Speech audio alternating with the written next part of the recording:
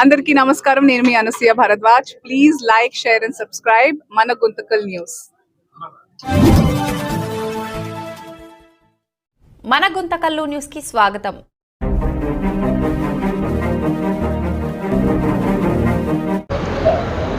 గుంటకల్ పట్టణ ప్రజలకు నమస్కారం. ముందుగా భారతీయ జనతా పార్టీ తరఫున గుంటకల్ పట్టణ ప్రజలందరూ కూడా వినాయక చవితి శుభాకాంక్షలు. చాలా సంతోషం.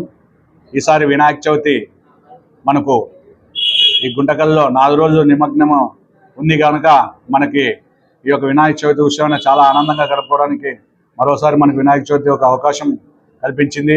అందులో భాగంగా ఈ యొక్క కూటమి ప్రభుత్వంలో మన గౌరవ ముఖ్యమంత్రి శ్రీ నారా చంద్రబాబు నాయుడు గారు ప్రతి ఒక్క వినాయక మండపానికి కూడా ఉచితంగా విద్యుత్ అందించాలని డిసైడ్ చేయడము, ఆదేశాలు ఇవ్వడం కూడా మనందరూ కూడా సంతోషదాయకం. కనుక వినాయక చవితి తరఫున భారతీయ జనతా పార్టీ తరఫున చంద్రబాబు నాయుడు గారికి ప్రత్యేక ధన్యవాదాలు తెలియజేస్తున్నాం.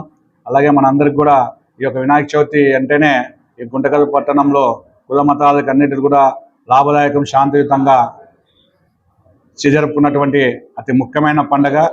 అందరూ కూడా ఈ యొక్క పండుగలో లాభంతో, వ్యాపారంలోతో పాటు ఆనందాన్ని భక్తి శ్రద్ధతో జరుపుకుంటారు.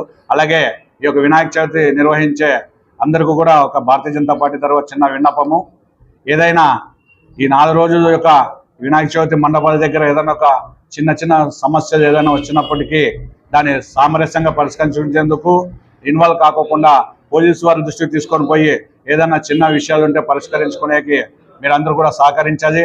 ఎందుకంటే కొన్ని చోట్ల మంచి చెడ్డలు ఉంటాయి, కొన్ని పొరపాట్లు కూడా ఉంటాయి. కనుక మనమందరూ కూడా ఈ యొక్క పండుగని ఆదర్శంగా తీసుకొని ఎంతో సంతోషంగా, ఉత్సాహంగా, ఆనందంగా జరుపుకొని మన గుంటకల్నే మత సామరస్యానికి, మన యొక్క ఆనందానికి మనము యొక్క ఆదర్శంగా నిలవాలని తెలియజేస్తూ మరొకసారి మన ఉచితంగా విద్యుత్ అందించినటువంటి కూటమి ప్రభుత్వం నారా చంద్రబాబు నాయుడు గారికి, ముఖ్యమంత్రి గారికి భారతీయ జనతా పార్టీ తరఫున ధన్యవాదాలు తెలుసుకుంటూ ఈ యొక్క వినాయక చవితిని అందరం కూడా సంతోషంగా, చాలా ఆనందదాయకంగా జరుపుకోవడానికి అందరూ కూడా ప్రతి ఒక్క భక్తుల శ్రద్ధలతో సహకరించాలని వారందరూ కూడా మరోసారి భారతీయ జనతా పార్టీ తరఫున శుభాకాంక్షలు తెలియజేస్తున్నాం. ధన్యవాదాలు.